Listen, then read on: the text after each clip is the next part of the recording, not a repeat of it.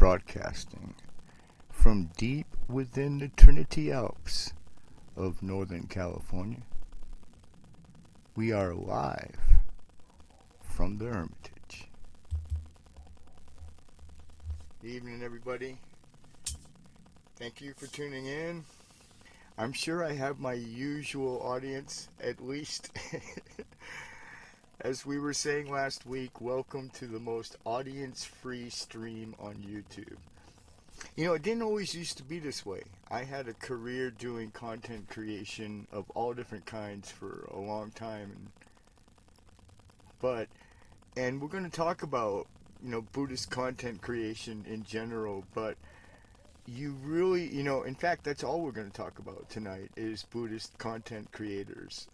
And it's interesting because, you cannot imagine the challenge, first of all, because the whole thing of content creation is based on algorithms and people being able to find your content, right? And that's how they find your content is these literally mathematical sort of like coded algorithms, right? And these algorithms, and we can have a whole show probably just talking about this, but these algorithms are 100% designed to foster outrage and hatred. I mean, just literally. And, just go look at some of the top podcasters today on X, if you're still a person who's on X, or anywhere else. Just go on YouTube and look at some of the ones that are suggested into your own feed, and you'll see that. What's funny about that is I still get those same suggestions, and yet I pretty much follow only Dharma content online, right? So I have to keep remembering the audience is over here, the little green light, right? You guys, hi everybody. Now, did I get the lighting better, at least? You know what I mean? I got this cool studio light that actually is so cool. I dug it out, and it's a podcaster studio light, and I like it so much that I think I'm going to keep it for house lighting. It really makes the place a lot brighter in here. But then I've got the other view, the laptop view. That's not so good, right? I'm kind of look like I'm in a cave. Just kind of the glowing lights of the... Alright. Who we got here? Hello, my friend, Bone526. Greetings. Oh, yeah. Well, no, it's the same. It's just two different camera angles. Like, this is a tripod sitting on my stove, actually. This is the main office of the Dharma Wheel Hermitage, right? This desk, and then over by the Karmapa flag, that's the meditation section / sleeping section. The boys are hanging out over there now, and yeah. So hi everybody. And so yeah. Anyway, talking about content creation. And I got my mocha, guys, for the stream, right? Bring something hot. It's wintertime.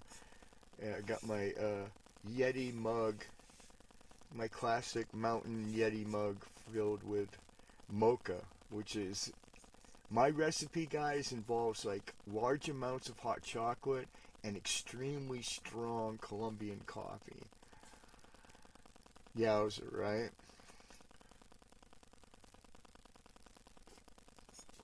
It's an old habit from my game streaming days, and that's a whole different kind of content creation, right? I mean, that's wild, right? You sit there and you stream.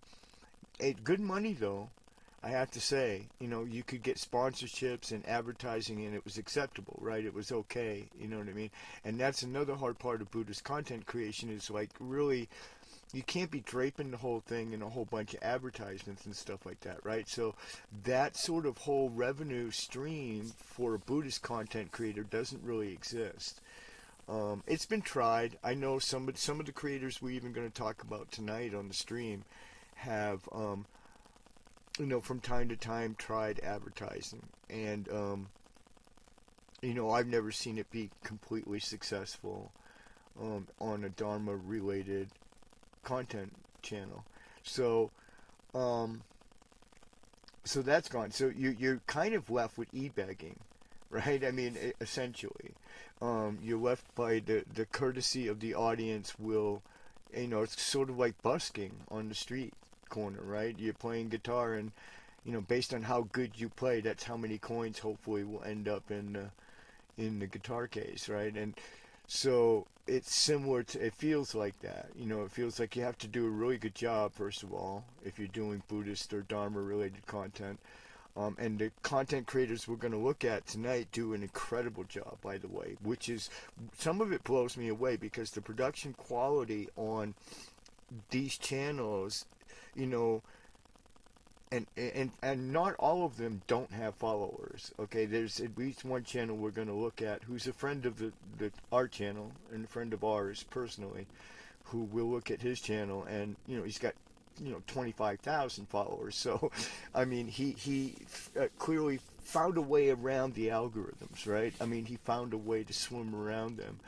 um, but it's a tough sell on the internet, for anything Buddhist content related, because, like I said, the algorithms reward, almost universally reward, outrage and hatred, and you are peddling content that is 180 degrees the opposite of that. It is about peace, compassion, and love for all sentient beings, right? So you literally couldn't be swimming more upstream. You know, literally, you couldn't be, and sometimes it feels lonely. It does. It feels like a daunting task. You know what I mean? To build any kind of an audience, and especially, for myself, I sort of have a niche within a niche, which is to do sort of armchair podcasting like this. I really like this format. I like being able to sit around and talk to people about different topics. And so, this is something, this stream is always, I think, going to struggle for an audience. So, and that's just, that's life, I think. But we're going to look at, anyway, a bunch of other Buddhist content creators who struggle too. A lot of them, like I said, have incredible content, and yet and put a lot of time into it, put a lot of time and effort into it, and have a very, very tiny audience. And then we'll look at the in-between. We'll look at one cent and medium. I want to say some caveats about all the content creators I'm going to talk about on tonight's stream. If any of you come to see this stream, because number one caveat is these are all people I know. Over the years, just a few years that I've been doing this, I've met all of these dudes, and I'm become pals online with all of them, and closer friendships have built with some of them. So these are guys I know, and I know their struggle, and a lot of it, I know personally how they've struggled in their own personal lives as well. And that's another aspect of doing content creation, is you have to be consistent, you have to be regular, and sometimes you just don't feel like doing it. You know what I mean? And so, yeah. And so we're going to, just to mention that these are all friends of mine. So be kind. I think you should subscribe to all of them. The channels we're going to discuss on tonight's stream are in the description. So for future reference, but we're gonna do their channels right live on the show. So we're gonna look at each one of them and actually even sample some of their content. We have, something called the YouTube creators license, so that we can look at each other's stuff. And so we're gonna go ahead and look at some of their material, and I think you'll agree with me. They're worth, they should have like thousands of followers and viewers and whatnot for their stuff. And I think then finally, just to say that this hermitage is going to be like, there's a lot of different ways to do hermitages, right? And some of them are very isolated, like Lamachogas up in British Columbia. No internet, no electricity, very, very much isolated geographically. Um, and that is, it's purpose driven. That's what he wants for that particular space. I'm a content creator, and I founded the Dharma Wheel Hermitage with the idea of being able to bring it to the world, bring its founding to the world, bring its creation as I build it with my own, two hands and to the world, and then, when it's done and it's paid for, to literally just give it to the Sangha in perpetuity as a sanctuary for places where Dharma bums like myself can come and do some content. You know, imagine being able to have a campfire. Like, we've got a storm coming in, so that's why we're indoors tonight. But imagine being able to, do a campfire and have 2 or 3 of these cats that we're about to look at tonight, sitting around a fire out here, and I mean, it makes me almost cry just to even think about it. How cool something like that would be. And so, first of all, just an open invitation to all of these creators I'm going to talk about tonight. You know me, I know you.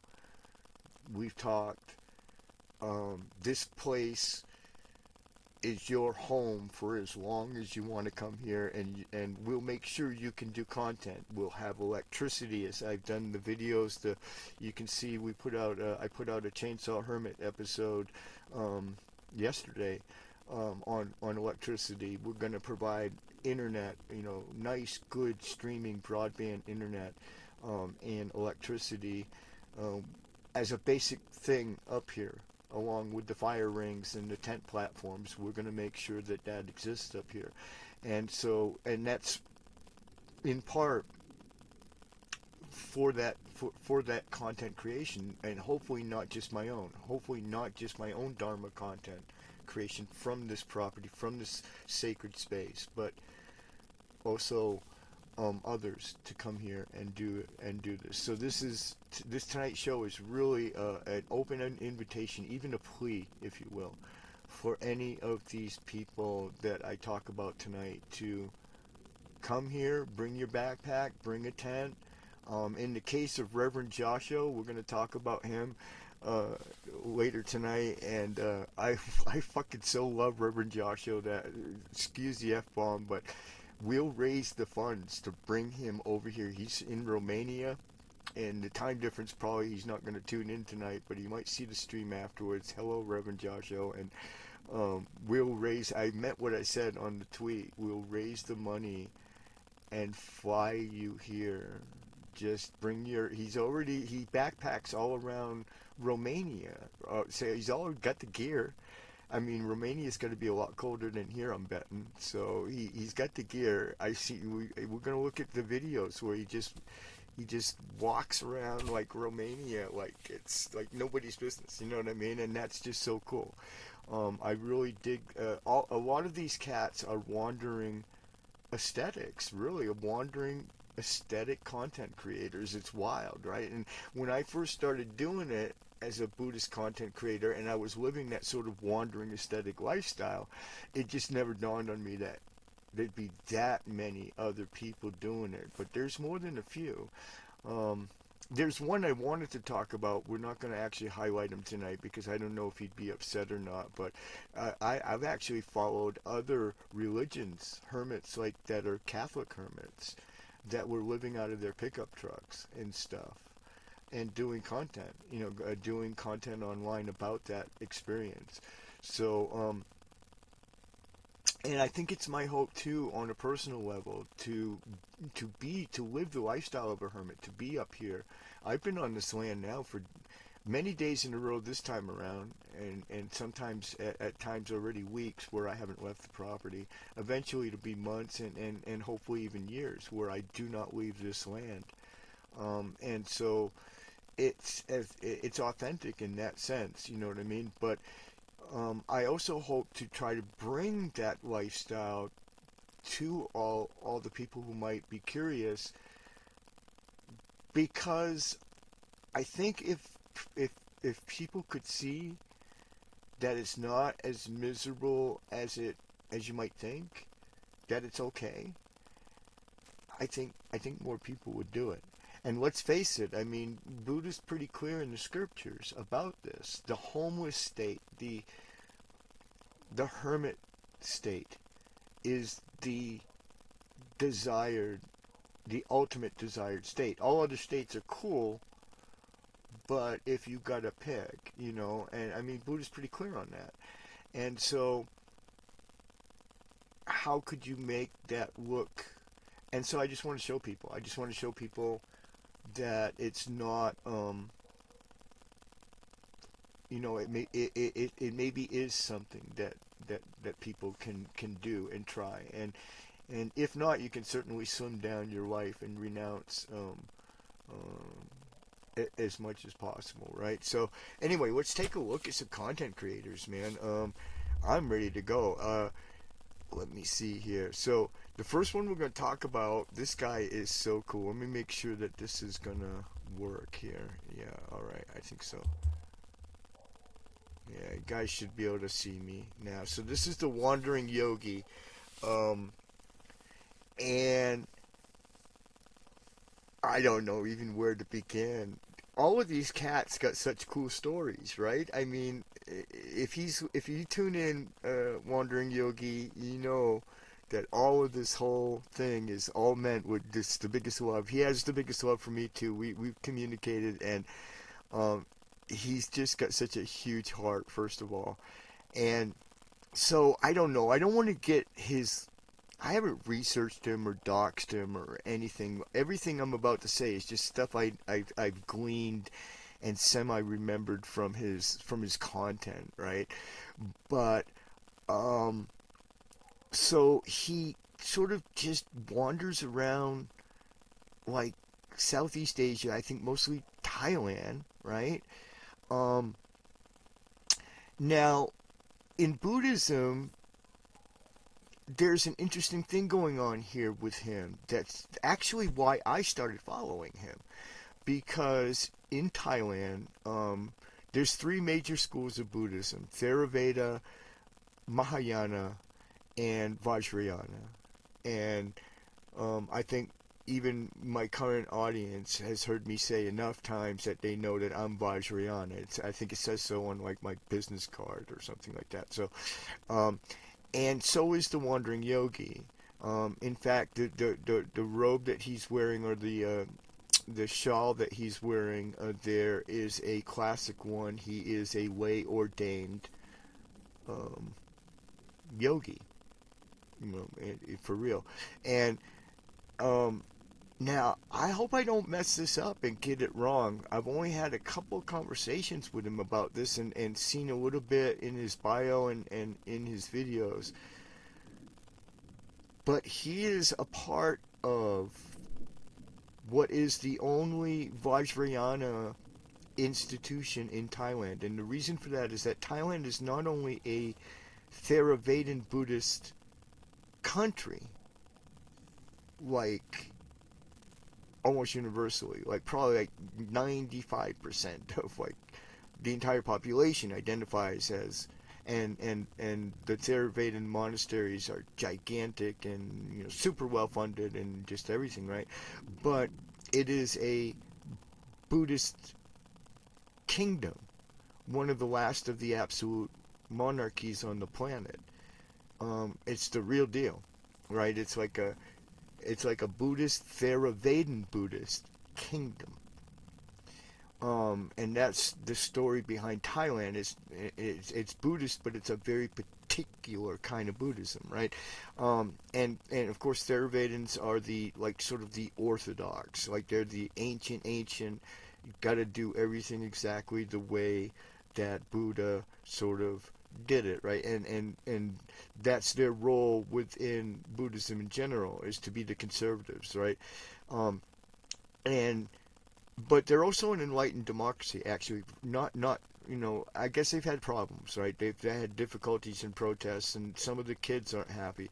But more or less, it's a liberal modern democracy as well. So they're open-minded, I guess, and they have established a Vajrayana institution of some sort there in Thailand, and he participates in this and travels around the country quite openly as a Vajrayana Buddhist. So, and of course, Vajrayana Buddhists and Mahayana Buddhists come and go from Thailand all the time. They're honored guests at the Theravada monasteries. I mean, there's no strife between schools. So I guess this shouldn't have surprised me, but it's just it was unexpected, and the fact that he's involved in that was my sort of curiosity about him and whatnot.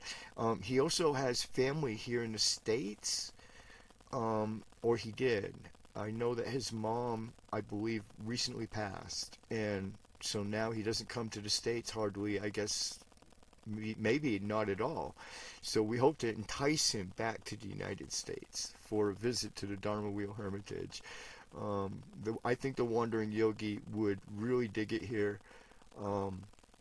We would make him right at home, and he could stay for as long as or short of a time as he wanted. He would be treated like a true yogi, because I really believe he is. Let's take a little glimpse at some of his content. I think I had one I liked right here. Yeah, this one here. Now hopefully this plays for you guys. I had just spent a wonderful afternoon in the city of Khon Kaen, one of my most favorite places to stay in Isan. And on my way home, there's a 2-hour drive, and I decided it would be a good time to stop by and see the newly completed JD, which is one of the most largest JDs in all of Isan. So today, we're going to take a little trip to visit the newly completed temple in the middle of Kalasin, as I pay homage to my mother and to the Buddha, the Dharma, and the Sangha. Enjoy the beautiful peace.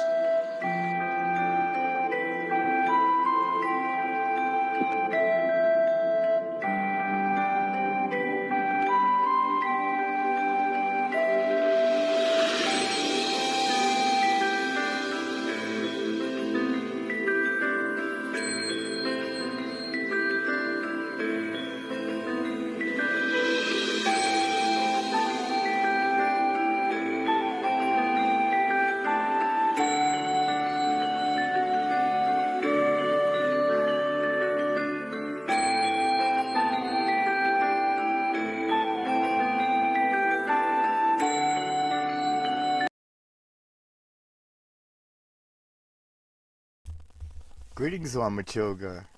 We are honored, dear sir, to have you in our audience, however briefly. You come on a very auspicious evening, Like, we are literally going to spend the entire evening talking about, well, we have you queued up. You're one of the people we're going to discuss this evening, but the theme of the show is in the description, and so is your link to your channel. But it's about content creators, Buddhist content creators, and especially, excuse me, those who are pals of mine online, and also to extend an invitation literally to each and every one of them. Anyway, just really quick, I'm going to wrap this up. This was the Wandering Yogi channel, and so his link is the first one, guys, in the description. Give him a follow and a subscribe. That video is just one of many that he has, and it had 34 views. He's got literally less subscribers than me, which is, I have like no subscribers, okay? So, this is again a classic example of a channel really struggling against those algorithms. And Lama Choga, before maybe you got here, we were talking about the struggle really of Buddhist and Dharma content creators to fight, those algorithms, which let's face it, are 100% geared to reward outrage and hatred, and you're creating content that is 180 degrees the opposite. You know what I mean? And you're creating content that is, peace and compassion and love for all sentient beings, and it couldn't be any more a fish swimming upstream as far as trying to capture an audience and trying to, again, get any kind of signal through that algorithm. And Wama Choga, I'm glad that he's on the stream tonight, because the chat will be archived too as well. And he has somehow managed to break that algorithm, right? He's an example of, and there'll be a couple more that we'll look at tonight, but an example of a content creator who's managed to somehow, he's got 20,000 followers, right? So, clearly people are digging what he's doing, and so maybe we can talk about that too, and he'll have some answers for us. But that was the Wandering Yogi. He was the first one. I think I'm gonna do Lama Choga while we've got him here. I've got him queued up, guys, so we're gonna do him next. I'm gonna keep the browser open. Where is he? There he is. Alright, guys, so this is the Theory of Samsara channel, if I'm correct. Hopefully that's what's going to load up here. There it is. And that is, as we can see from the the YouTube, this is him. And so now, again, the exact opposite of what I was just describing, right? Somebody, a content creator, a monk, a builder, a teacher within the Sangha who, somehow broke the algorithm. I think that for me, personally, what captured me was his authenticity. And this was before he even bought his place. He was wandering around weird places like Iceland. I seem to recall what the heck you were doing in Iceland. I have no clue. I am definitely never going to any retreat that you do anywhere in Iceland. I mean, just no. My sister knows how I hate the cold. I got to become unattached to hating the cold. I know, but in the meantime, I'm not going to Iceland.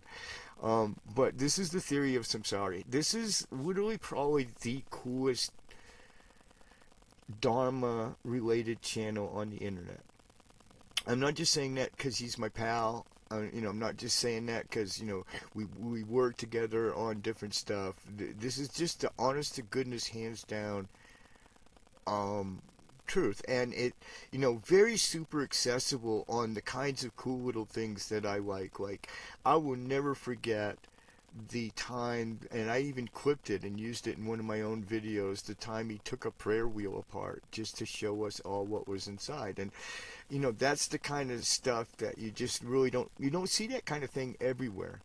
That kind of down home, authentic, just, hey, let's look at some cool things and let's look at some Dharma. You just don't see that a lot. A lot of it's very pretentious, to be honest with you. If you look at a lot of, especially teaching channels and whatnot,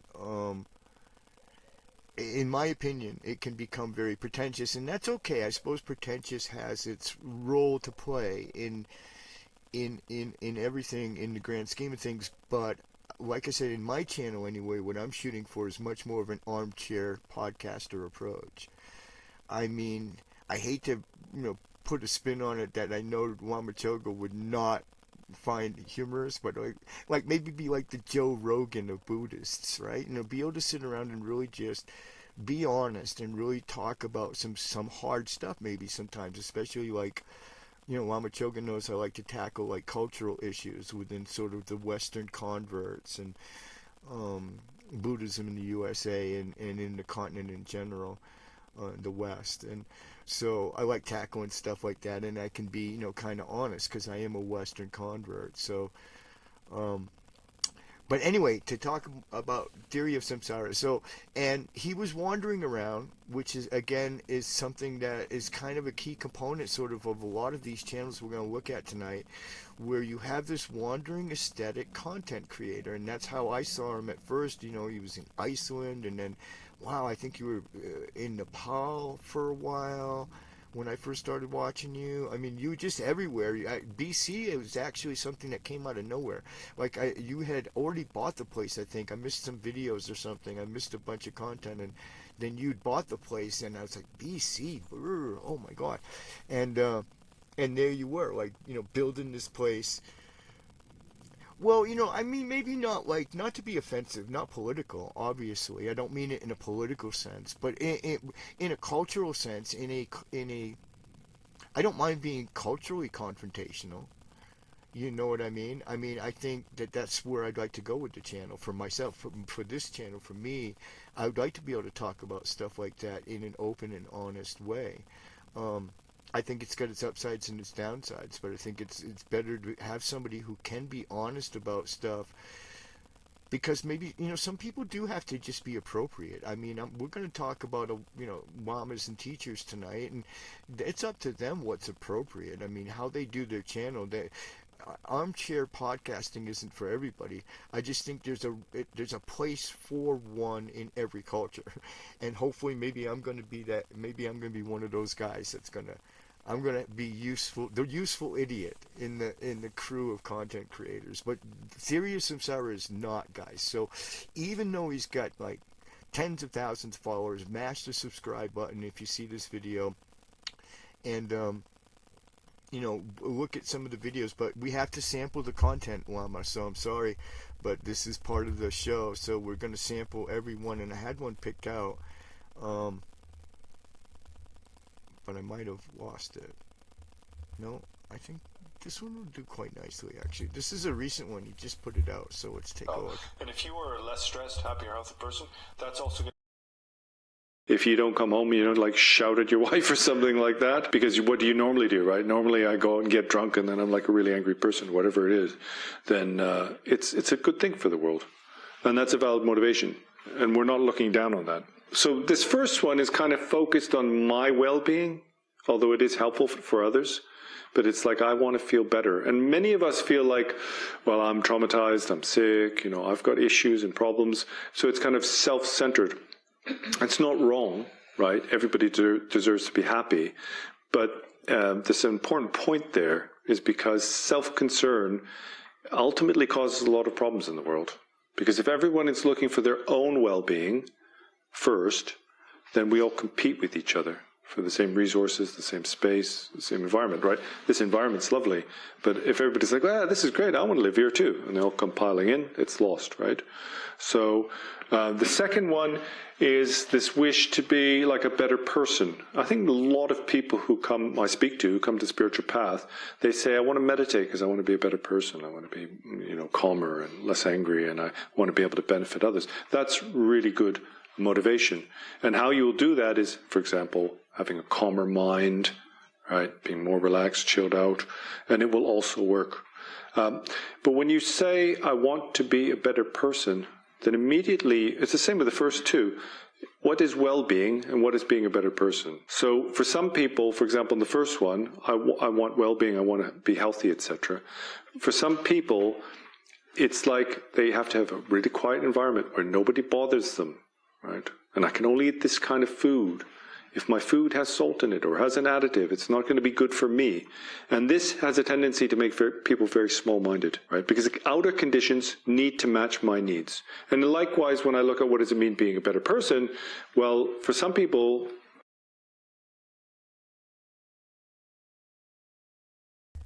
So, that's some of Lama Choga's content, and it really runs the gamut, the whole range of stuff. I believe that my favorite video, just since hopefully you're still watching, my favorite video of all time that you ever did, probably got like not as many views as some of your other videos. I don't know.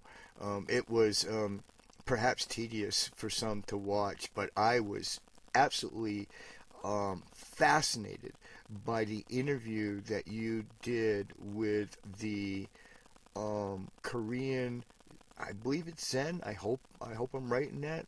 I believe he was Mahayana Zen monk in Korea when you went over there with your father, and you did a bunch of content over there. And the content from the temple in general was, I literally could not click the watch button and the notifications quick enough to watch anything that came from that trip, but and especially the trip to the temple. But the interview that you brought back and then so painstakingly put together,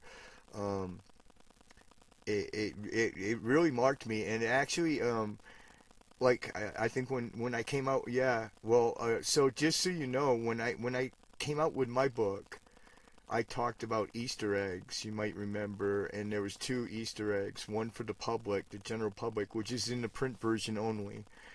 And I'm gonna actually do a reveal on that because I can't believe nobody got it. Like, I can't believe nobody got it. But and then there's a secret one in there for you. And what it is the chapter on, I believe it's studying the scripture, and reading the scriptures. And there's such a wonderful quote from that interview that you did with him. It's right from the interview with him, about scripture and the importance of studying, but also the importance of balancing that with practice, which is kind of the whole theme of my book, actually. And so it was just perfect quote anyway, and so I ended up using it as the chapter heading, I believe, for the chapter on sort of Dharma study. Anyway, so yeah, and that's a reveal. There's the Lama Choga Easter egg is out of the bag. I'll reveal the big one if nobody finds it in the print version like before now, but I just can't believe nobody's found it. So this is Lama Choga's channel, guys.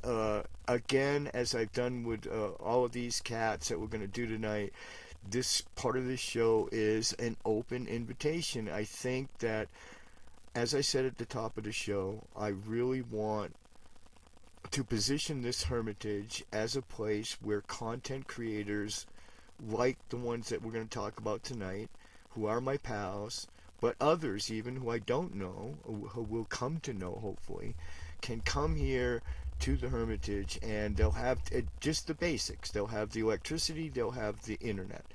And what you do with it after that, because you're not even going to probably have a retreat cabin. As Lama Choga said, you're probably going to have to sleep out under the stars, but you'll at least be able to do content about your sleeping under the stars. And I think there's a place for that, and this place is one of those places where any of these content creators can come, and certainly Lama Choga.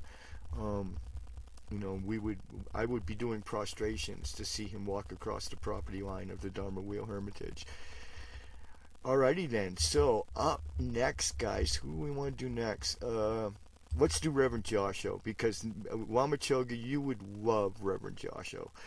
Honest to goodness, if you haven't plugged into Reverend Joshua, you got to. Such a humble, wonderful, loving soul this man is. Okay, he's in Romania. He's Romanian. He is a Pure Land Buddhist, and very open-minded, but very fundamentalist both at the same time. So he's cool. He's always going to be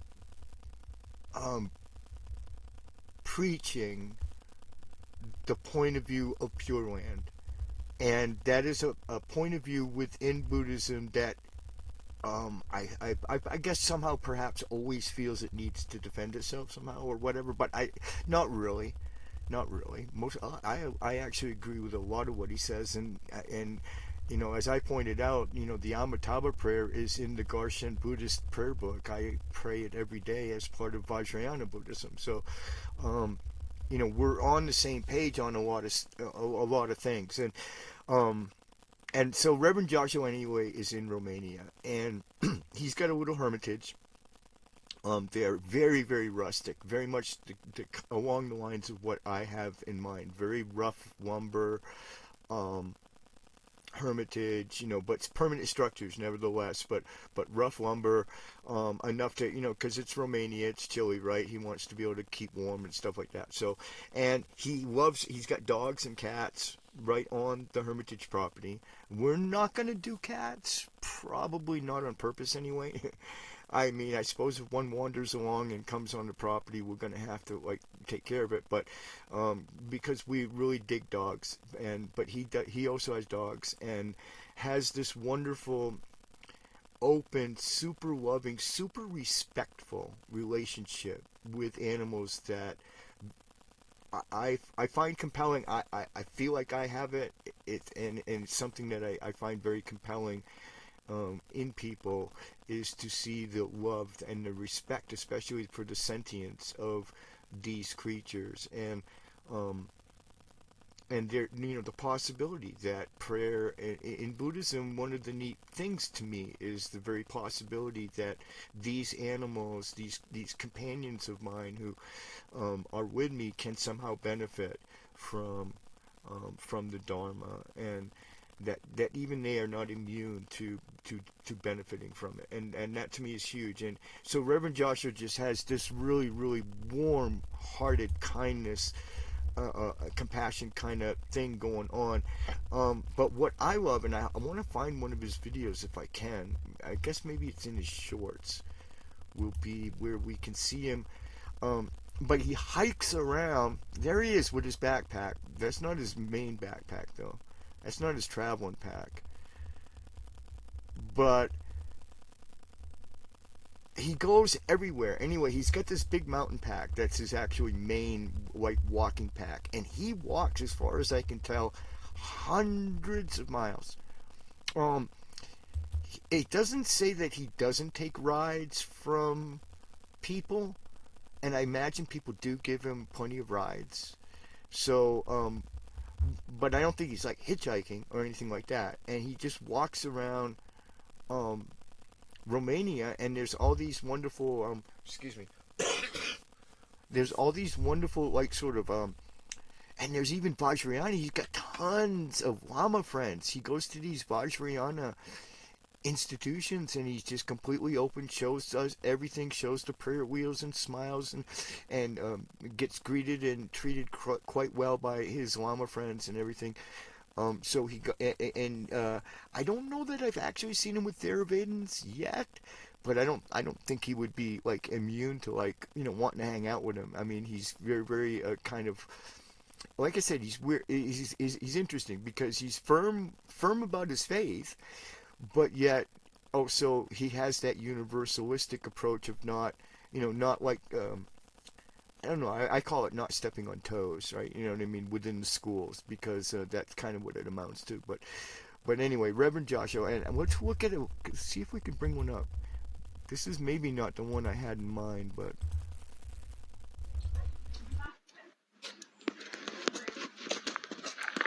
Salutare, Joshua! Am Amidabu. Ce faceți? Bine, și noi pe aici, da. Tot înainte, pentru Buddha, Tot pentru înainte. Dharma, pentru Sangha, pentru toate ființele. Tot Am înainte. Amidabu.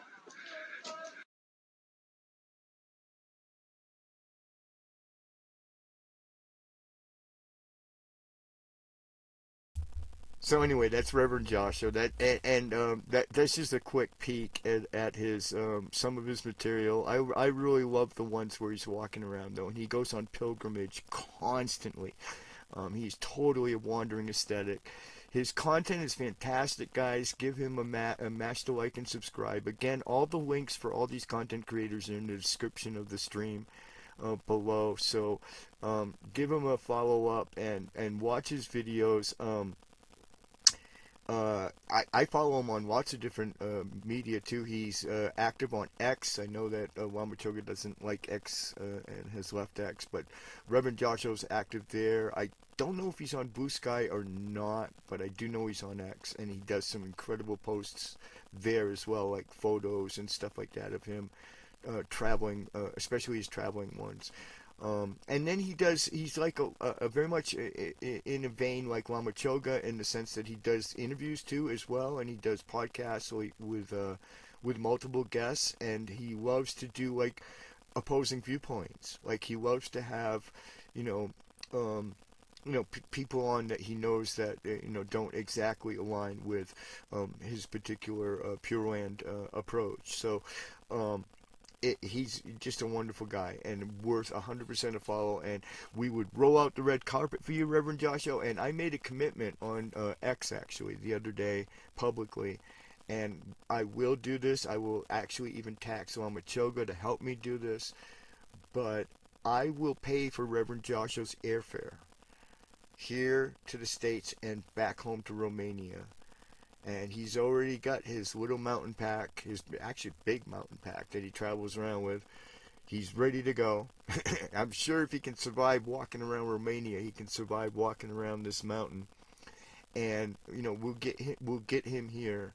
And so that's how heartfelt I feel about it. I would raise the money. I would find a way to get him to the States, to have him up here and have him do some content with us and just have him pray and meditate in this space would be amazing.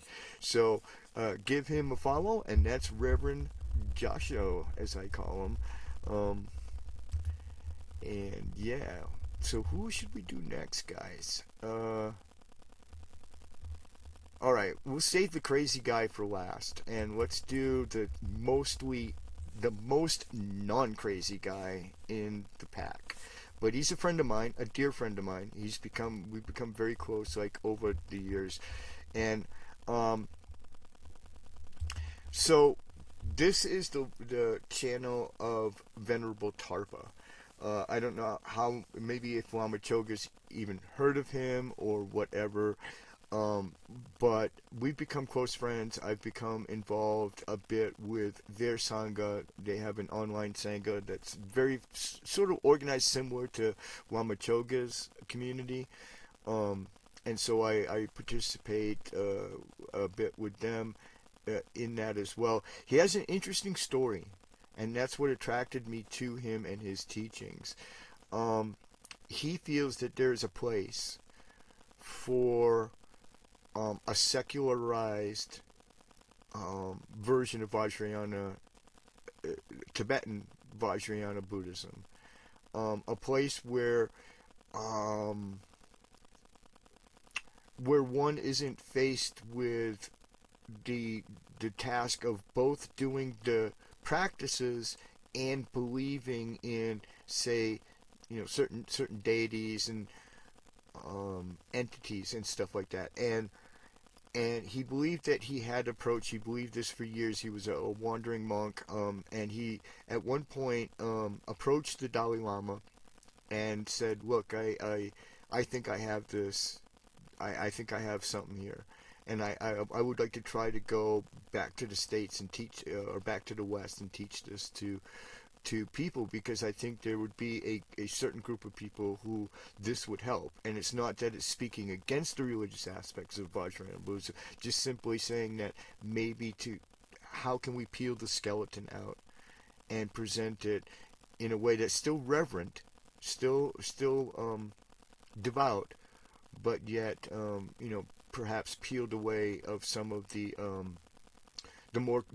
cultural, religio-cultural aspects of it. And in any case, it's very interesting. And when he approached the Dalai Lama, he was not actually ordained. And the Dalai Lama liked the idea so much that he wanted to send him immediately back to the West, and he ordained him as a novice and a full-time monk in the same day. Which is not unprecedented, but not 100% all the time happening either. It is rare, and then sent him back to the States with his blessing on this entire teaching that he presents here on his website and on the YouTube channel and whatnot. He wandered around for years. Now they're building a monastery in North Carolina for this approach. He has lay ordained and even monastics that he's ordained in this. I guess it's a lineage, right? It's a teaching. and it's pretty authentic. I have to say that I approve of most of what he says and teaches, and I see no wrong and all good that can come from it. I see nothing weird. Everybody knows how I like anything that's weirdly unorthodox or anything like that. I don't like to stray too far from what I believe is the center of Buddhism, and he seems quite firmly centered in it. So, very humble man, very wonderful man. We told him we're going to name a tree. I told him we're going to name one of the trees after Lama Choga and after Venerable Tarpa. Are going to get, because they're the two men that I really, really, really want to come here. And so I figure if I name a tree after you, you kind of got to come here, because nobody's going to ever name a tree after me. That's quite an honor. Like if somebody names a tree after you, you kind of got to come visit the Hermitage, right? So we're going to name one after Venerable Tarpa as well. So give them a smash. It's not the most exciting content. It's definitely not armchair Buddhist podcasting like we've been talking about. It's teachings, really hardcore onto that and only that. But nevertheless, it's a lot about very powerfully useful stuff, and especially some possibly some ways that people who maybe are never going to be Buddhist, but who can approach some of the Buddhist ideas, and it can be helpful and useful. I want my own tree. Xander has his own tree, and you don't. This is a crying shame. All right, guys, we gotta. I don't know if Lama Choga's still here. It's probably good if he slipped off already, because now we're gonna do the last one for the night. We're gonna talk about the crazy guy. Yeah. And we're probably going to watch some of his videos, but I just want to give a disclaimer on my channel. I am in no way condoning anything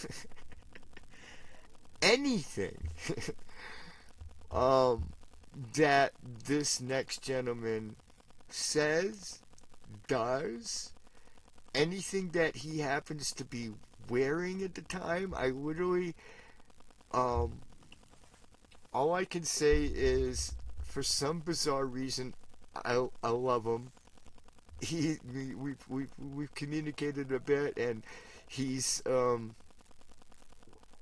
he's crazy as a loon. But anyway, he'd be welcome to come here in all his craziness. It would.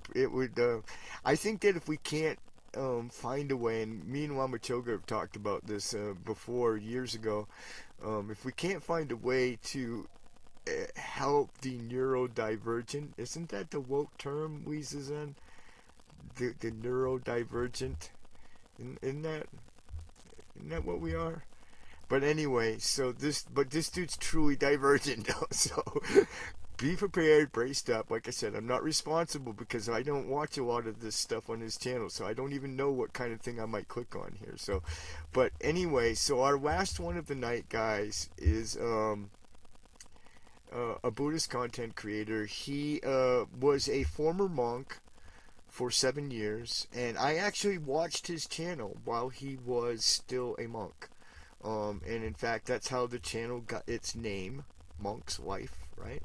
And he, and he was a monk for 7 years, and I started following his channel years ago, and well, I'm going to take a drink of mocha. And I don't know, and then it slid off the plate sideways like spaghetti on fine china. I don't know, man. I'm not laughing at this man's expense. I'm laughing with him, not at him, because he'd be the first to admit this and has it on several occasions. But, and so he disrobed. He did the right thing. And he disrobed. But he's continued doing content and Dharma-related content. And so, and he continues to travel around Southeast Asia, even though he's a Westerner. Clearly a Western convert. Yeah, I gotta take a drink. Hold on. Oh my God. I saved the best for last, right?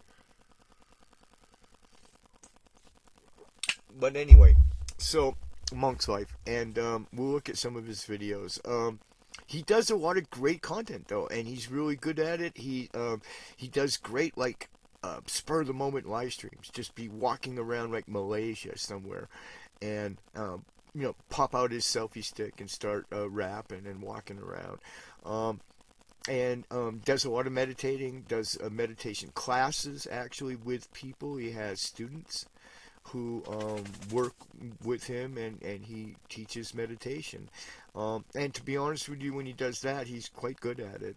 But when he wears the funny wigs and the other stuff, it is what it is, right? I mean, but maybe, I don't know, I guess, there's a thing that we have in Vajrayana Buddhism. Mama Choga's done some videos on it too, I know, on this thing called Crazy Wisdom. And I don't want to be the one I can't judge other people's levels of enlightenment, you know what I mean? Because crazy wisdom is a sort of a level of enlightenment, right? It's an attainment, you just attain in a weird sort of way. You come at it in a weird sort of angle, but I don't want to say that he's got crazy wisdom. I mean, that's not my place to judge, but certainly a lot of what he says is very, very wise, despite being sometimes his appearance quite sometimes unsettling when I see him online. I just can't even click, but other times I can. So let's take a look at we've looked at everybody's content, so let's take a look at some of Monk's Life. So let's try to find one that's not too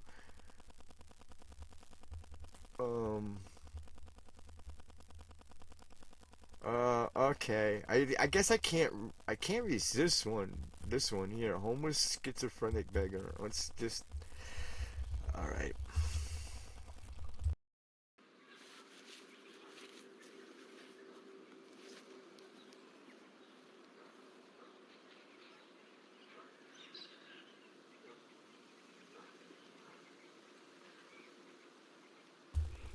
Don't say I didn't warn you.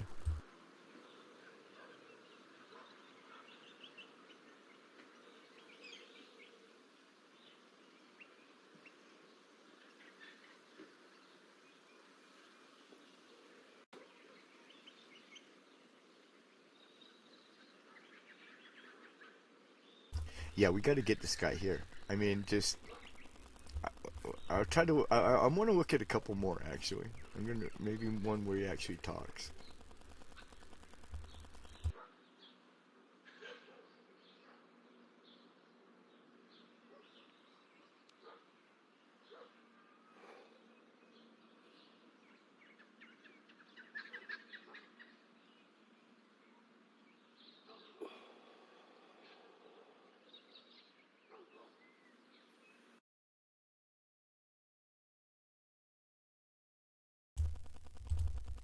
I want to find one where he actually says some stuff. Oh, he's often guided. What's this here?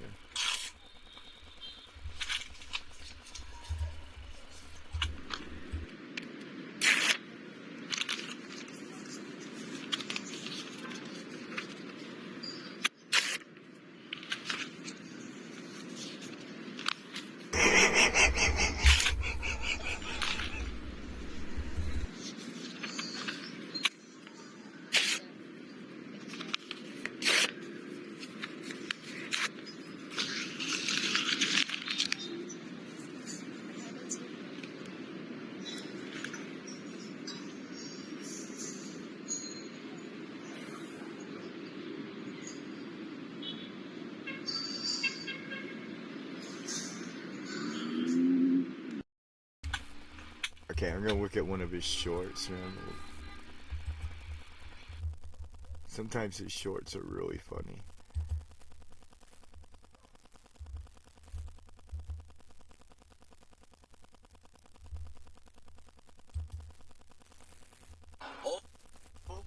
Is give it like a testimony.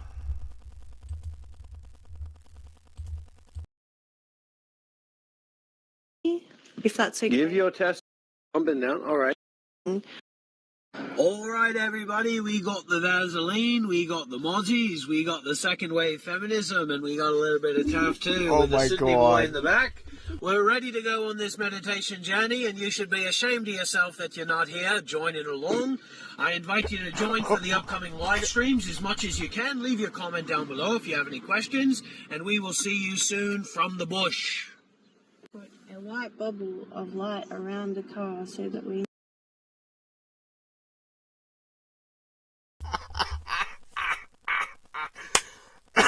we gotta look at a couple more. We can go a little bit long tonight. We haven't done one that's. Let's find another one. This guy's kind of hysterical. He really is. He's awesome. Let's do some DMT breath work with Dr. Bob. I need to be, and it's thanks to. Up and down. All right. I need to. Up and down. All right. Now take it. Just lean over and breathe all the way in. And then lean all the way back. Let it go. Let it fall. All the way. All the way. All the way. Let it go. There we go. There we go, mate. That's it right there. You got it, eh? Yeah, it's getting close. Yeah, it's getting close. You got to find your balance, mate. Let me try. I'll try now. Yeah. Just keep it like that. All right. So I get a wide fucking stance. A wide fucking stance, and I take a deep breath. I go all the way back.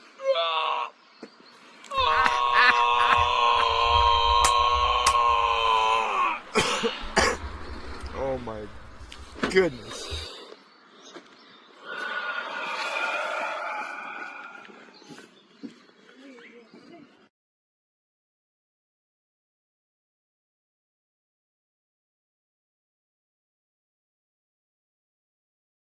There's your fucking DMT, mate. Oh my god.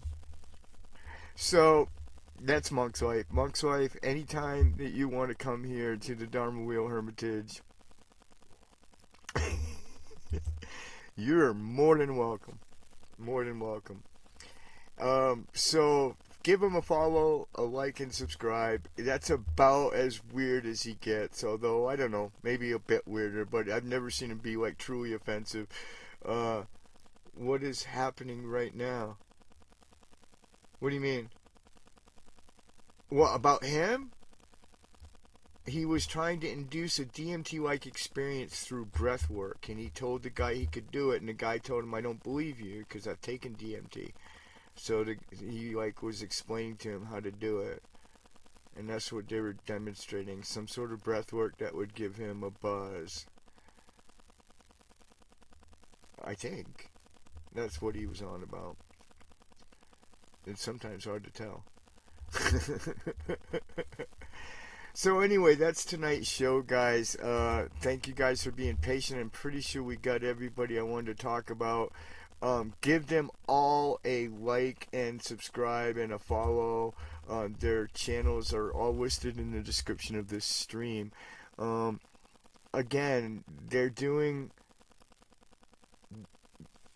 That was Monk's Life. That's a guy. That's one of the content creators. The last one, I saved him for last. The crazy dude. He's a former monk. He was a monk for like 7 years. That's how I started following him. He was in robes and he used to do videos. But he was obviously acted a lot different when he was actually wearing, robes. And then one day he couldn't take it anymore. Like I said, it all slid off the plate sideways like spaghetti off fine china. And he took the robes off, thankfully. Had the sense to do that, and but kept doing his channel. And he still teaches meditation. He's got students and everything, and some of the meditation classes are just quite like just normal sort of meditation. But what he was doing here was he met some bloke in Australia. He's touring Australia. He's doing his world tour. And so he's currently in Australia, and it's probably going to be mostly Southeast Asia, though. I don't know if he's coming back west. I don't know how well he'd be accepted right now in either the UK or the United States of America. I wouldn't recommend it right now, but I guess in the UK, it's pretty. You can shag any way you want, and people are pretty open-minded there. So he's doing the UK leg of his world tour to bring Dharma to the world. And so that's again kind of what the point of all of these content creators is, that they are traveling aesthetic content creators, all of them, and that's was and maybe to a certain extent still is my sort of my niche as well. So it's just interesting that there were others like myself who were doing it sort of vagabond style, and I know all these cats. I've communicated with them all, and they've become YouTube pals at least. And in the case of, a few of them, friendships have actually built up over time. And so they'd all be welcome here at the Dharma Wheel Hermitage. This is exactly the kind of place where they could come and not only feel like they could do their practice the way they wanted to do it, but also do some content, and that would be open to them. Because in a lot of places it's actually forbidden. It's actually like I've read, I've sort of read like some of the terms of services of different retreat centers and monasteries and hermitages, and a lot of people come right out and say, no live streaming, no, they don't want you doing, content, or they want you getting permission to do content, you know what I mean? And a place where people, I think, could just come be free to bring your tripods and your laptops and your meditation cushion, bring it all, and then come and, make yourself at home and have what you need for all of those things. And I think that would be a unique proposition in, as far as Buddhist places go right now.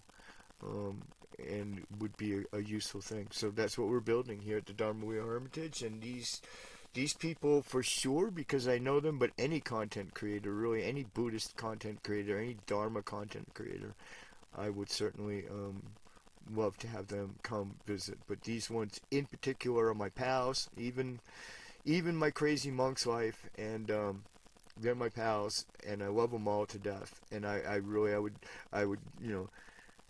I just really can't say enough about any of these guys. Whether they got 10 followers or they got 20,000, all of these cats are putting their heart into a type of content creation that just is really super difficult, man. I mean, super hard, and they do really good stuff. I think all of their material is really good stuff and worth watching. That's the show tonight, guys. We're going to wrap it up. Thanks so much for watching. Thank you, Lama Choga. Is he still...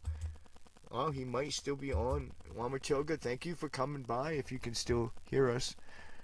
Did you fall asleep, Lama? Did you fall asleep in the meditation box? Om Mani Padme Hum. Anyway, blessings on everybody who watches this stream, either live or on recording. Hit the mash the like and subscribe button for my channel as well, if you haven't already. Thank you so much. Great honor that Lama Choga stopped by this evening. We'll have to get him on the Zoom next. I mean, we'll have to actually interview him and get him on the air and see what he thinks about everything I said about him tonight, and what he thinks about being included in this bizarre pack of Buddhist content creators that we included him in tonight. So be interesting to get all his thoughts on that. We can do it quite easily on Zoom, so we'll have to have him on some night during the live stream. Would be really fun, actually. It's pretty late for him, though. I can't believe he actually stayed up to even come and watch, so I really appreciate it. Appreciate Lisa Zen, and what did he call himself this time finally? Bones526. Bone526.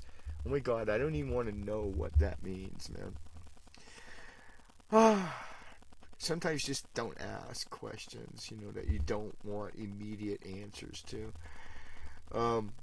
Alright, so we're going to close it out. Thank you guys so much for watching, and we'll see you next week, next Saturday at 9 p.m., weather permitting. Good night, everybody.